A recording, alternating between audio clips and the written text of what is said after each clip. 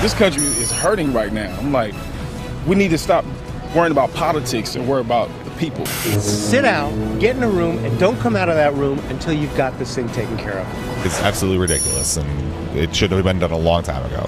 And if you have to get the job done, you need to get the job done. I mean, part of the job is compromise. You have to work together to get the job done. I have very little faith that they're actually going to reach a deal, and that frustrates me greatly. If my job was to do something for 4 years and I couldn't do it, I deserve to be fired. The job is undone. Finish up. Let's go. We're all waiting. There's no shortage of anger out there at our political leaders for failing to do their job. Let's bring in our Powerhouse Roundtable. We have Todd Purdum, national editor of Vanity Fair, former Vermont governor and founder of Democracy for America, Howard Dean, Maggie Haberman, senior political reporter for Politico, and former Minnesota Governor Tim Pawlenty, now president and CEO of the Financial Services Roundtable. Thank you all for joining us. Todd, we're talking about Congress. This is a big moment for Congress, obviously. But give us the perspective from the president's point of view. How important a moment right now is this and a test for President Obama? I think it's a very big moment. It sets the tone for a second term. He thinks he has the public behind him. He thinks that he campaigned on these issues and he won. The problem is individual members of the House who outpolled him in their districts don't share that view. So I think the stakes are very high for him, and he has got to deliver something too, and he knows it. And that's why he's back here, and that's why maybe something will happen in the next 24 hours. And yet you've seen the polls, Governor Pawlenty, that, I mean, by a large margin, people right now are blaming Republicans for this mess and have made it clear that if we go over the fiscal cliff, it's going to be Republicans that are going to pay the price. Well, the polls, of course, are a reflection of a moment in time. But, you know, I had some of these issues in Minnesota. I had the first government shutdown in the history of my state, and I learned some things, Jonathan. One is you got to have leverage in a negotiation. Two is you can overplay your hand. And if you corner one group so completely and you leave them no way out, it's likely to blow up. And the third and last thing that I learned is if you do overplay your hand, the ill will that comes from that can reside for a long time and spoil your chances to get things done down the road. And President Obama, I think, is in a very powerful position right now. He has some leverage. But I think in the interest of the country, in the interest of getting things done for the rest of his term, he should be mindful of not overplaying his hand here. He's got a good soundbite, which is raise taxes on the wealthy from his perspective. But he hasn't given the Republicans the good soundbite they need to do the deal. You need that symmetry. But Governor Dean, you've been out there making quite consistently that we should go over the fiscal cliff. Right. I think we're having a conversation here about the short term and about politics in Washington, which has pretty much been going on in the media since the election. The long term, we have to worry about the deficit. This is a good deficit, solid deficit reduction proposal. My great fear is that they will make a deal and they'll simply kick the can down the road. And I think that may happen. It would be too bad. The right deal is to really take a big bite out of the deficit. You go back to the Clinton tax rates and you make some significant cuts. And you cut the Defense Department, which hadn't been cut in 30 years. And Maggie, it looks like we are going to get exactly what the governor assuming they get to a deal. And what was your take listening to Schumer and Kyle? Well, Schumer and Kyle, my take was that there actually has not been that much progress. My take on Labrador. They sounded so optimistic. Well, they did. They both did, because that's where the deal is being discussed right now, is in the Senate. It was the discussion with the House members that I found much more contentious and sort of interesting about where we are, and that, I think, is of real concern. I do think that some Senate Democrats and some liberal members of the House would like to see the cliff gone over. They think that is the best way to press a reset. I don't think that's where the president is. I really don't. I think that's what he's saying publicly. But I think his second track is, I need a deal for all the reasons that Todd said. Because if we go over the fiscal cliff and he can blame the Republicans and he can do the tax cuts on the rich thing, he's the president. I mean, you know, as has been said, we don't really remember who the Speaker of the House was when Hoover was president. I mean, you know, I mean, ultimately it's his economy, it's his country, and it's his economy, and it's his government. But I think one of the things that's instructive is that we are now down to such a tiny prospective deal. The tough issues are not being dealt with at all. Even the sequestration, which was supposed to be so horrible, these automatic cuts in defense and other programs that were supposed to be so horrible that we'd never let them happen, are now almost certainly going to happen because there's not time to deal with that in the next 24 hours. So I think it's really a sad... The frustrating thing for me is, isn't this what we really need to do? I think Washington is actually incapable of making a deal that's going to help the country. What we're talking about here is a deal that's going to help the politicians. It'll help the president. We're arguing that it's going to help Boehner. That is not the problem. The problem is we have a really big deficit, that the economy is much stronger 3 years on down the line than it was, that we can stand this. Now, I believe also that if we go over the cliff, then the president has a lot more leverage, because then all of a sudden middle-class people's taxes are going to rise, and that's going to be bad for every politician in Washington. Maybe they'll actually get something done. But I think at this point, at this late hour, I think almost any deal they come up with is worse than going over the cliff. And let's be honest, the deal they're talking about would effectively reduce tax rates because they would extend some of these tax rates. And it would increase spending, so it would do exactly the opposite. Exactly. It'll make the deficit worse if they cut a deal. I mean, is that where we are, Governor? You know, I mean, Jonathan, the walls are the only thing they can agree on is the stuff that makes the problem worse? I hope not, but you need leverage to get a deal done. This is a moment in time where people's backs are up against the wall, and there was an opportunity for a big deal, but you need symmetry. If you're going to fly over the cliff, you need the tax cut, or excuse me, the president's argument on raising revenues, but you also need those structural spending changes to get enough Republicans to support the deal. They haven't gotten to that point. They just haven't gotten to that point. The other thing that I think is important to remember here is that if we get a small deal, and it really is, as Todd said, what we're talking about right now, we're going to be back here again in a couple of weeks for the debt ceiling. And I'm not so clear on exactly who has the leverage there. Republicans think they have more leverage. Democrats, some will privately agree with that. So, you know, right. So we're going to be here in a situation where, once again, the credit of the United States is in question, where we're at risk of defaulting because we've hit the debt ceiling. The president says he doesn't want to negotiate at all on this. I'm wondering what your position on this is, Governor Pawlenty, because I remember full well what you were arguing during the Republican primaries, making the case that the Republicans should not give in and raise the debt ceiling unless they got a big price. Take a listen. I've said all along, don't do it unless you get something really good for it. You have to draw some lines in the sand. It's also a moment where you can push people's backs against the wall and get something significant. So you're now head of the Financial Services Roundtable. Is it still your position that Republicans should push the president against the wall and not give in on the debt ceiling? Well, the financial services part of the economy, as well as the economy more broadly, wants to avoid the cliff. We don't want a Howard Dean scream as the country bungee jumps into the cliff. You might need one. And then I was right then, and I'm right now. But to answer your question seriously, and thank you, Governor Dean, for your good sense. Thank you, Tim. You got to have, in moments in politics, you got to have people get their backs up against the wall to do something big, but you don't want to overplay your hand. That's but aren't Republicans playing with fire? But Speaker Boehner came out early, Jonathan, and said, look, I'll raise revenues, and by the way, I'll also increase the debt ceiling. In that moment, there was a signal that perhaps a bigger deal could have been done, and then it fell apart. But there was an acknowledgement that the debt ceiling would go up by Speaker Boehner. There was an acknowledgement that revenues would go up by Speaker Boehner, so the one wing of the plane you need to fly over the cliff was being constructed pretty nicely on that side. But the other side, the real structural changes and entitlements, never materialized. You see, I think the smart thing to do here is to go over the cliff and then do a big deal. Then wrap the debt ceiling, the cliff, the tax rates, the cuts all into one big deal. It's going to take some time, but I think you can. If you go over the cliff, you reduce the debt ceiling problem by $600 billion. So the debt ceiling gets postponed some more, and that should give you enough time to do the deal. I think that's the way to go. Obviously, you can't let us go over the cliff on the debt ceiling. That's a much more serious problem. This is really not a cliff. We call it the fiscal curb, which is really what it is. It's not as catchy, Governor. I know. But you know, let's take a look at the larger issue here, this kind of absurdity of being here at the end of the year with this situation. Take a listen to how President Obama put it on Friday. This is deja vu all over again. America wonders why it is that in this town, for some reason, you can't get stuff done in an organized timetable. Why everything always has to wait till the last minute.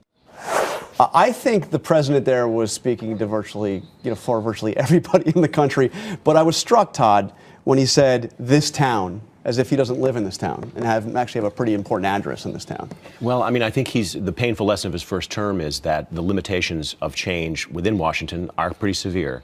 And he's talked about that often in the campaign, and that's one of the things he learned. So it'll be interesting to see, if we do go over the cliff, whether the president can muster support among the public to say, in a Howard Beale kind of moment, forget Howard Dean, we're mad as hell and we're not going to take it anymore. I mean, as you pointed out, a year ago we knew this.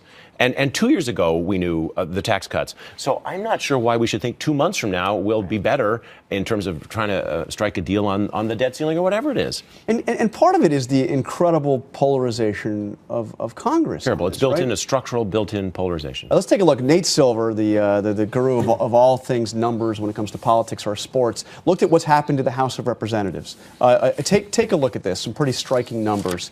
We now have, when you look at swing districts, these are districts that were within 5% of where the national vote was in the presidential race. There used to be, 1992, 103 competitive swing districts. Now there are just 35 districts out of 435 that are actually competitive. And then what he calls landslide districts, these are lopsided districts where there was more than 20% difference between the national race and what we have now. Look, the number of landslide districts has almost doubled. These members of Congress are now in a situation where they are worried about a primary, and they are not concerned at all about appealing to the other party. It's actually a fairly simple fix, which, of course, neither the Republicans or the Democrats are going to want. You do what the voters of Florida and California did. You take redistricting out of the hands of legislators and put them in the hands of a public group, nonpartisan group. That's been worked in Iowa for a long time. It had some startling results in California.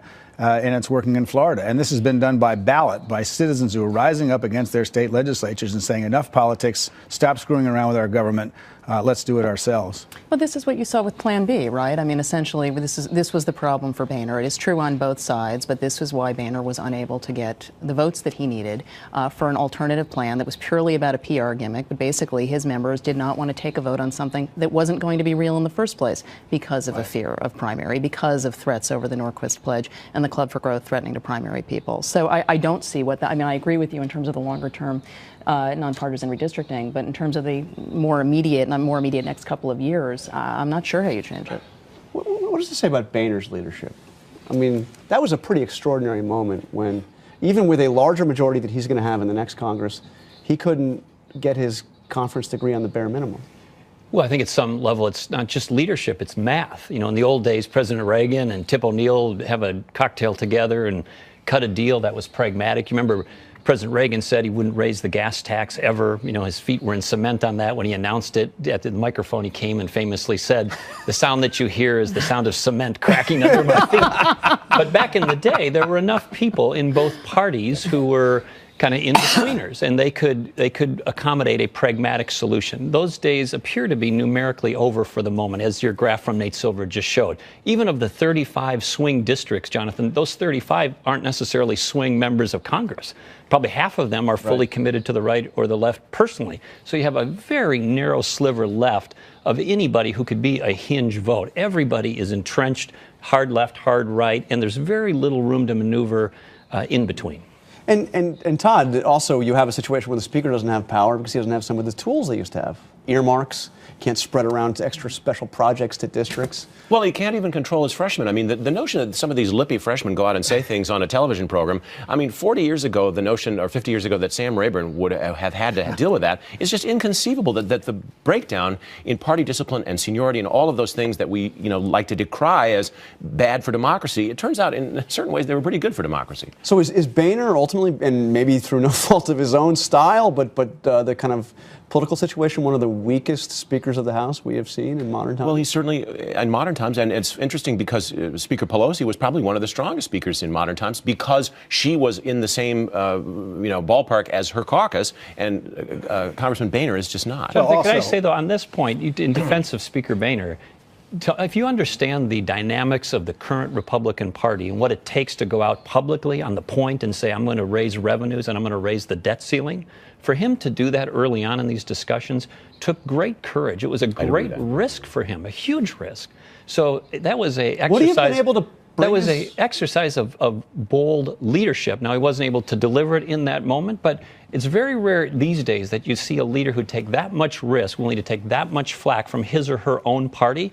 So please don't take that as a sign of weakness. See, I think it was a sign think, of leadership though, on his Tim, part. I think it is a sign of weakness, and I'll tell you why. He must have known that was going to happen. And what the difference between what he did and what Pelosi did to get the health care bill through is Pelosi went through her caucus and broke every arm in the caucus that was giving her trouble and then made the announcement. Boehner went out and made the announcement first, and then he couldn't get his people, and that's a mistake, a leadership mistake.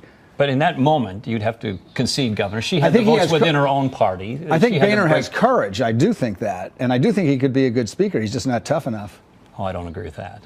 But results show. Look into the crystal ball here for the next couple of days. And we're going to get your predictions for next year. But just over the next couple of days, based on what you heard here today from the senators and then the raucous discussion with the House members, each of you, do you think that the deal is going to happen? And if it happens, is it going to pass House and Senate?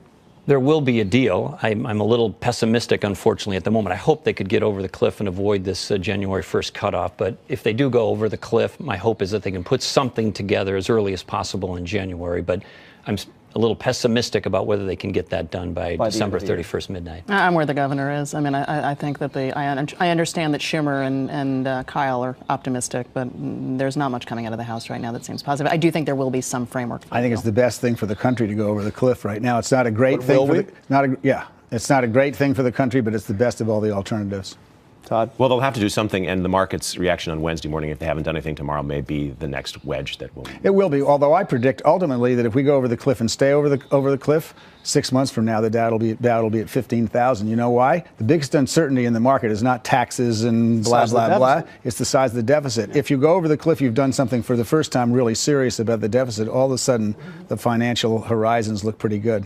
Okay, now we've asked each of you to come up with this is the last show of the year. Tell me what you felt was the defining moment of 2012. Start with you, Governor Pawlenty.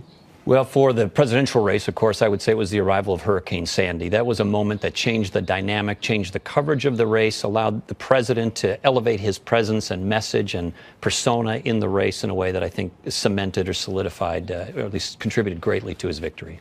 I disagree completely. I think it was the 47% video. When that emerged, I think that really was what sort of calcified the image of Mitt Romney that the president's ads had been maintaining for months. And I think it was very hard, even with a poor debate performance from Obama at first, to come back from.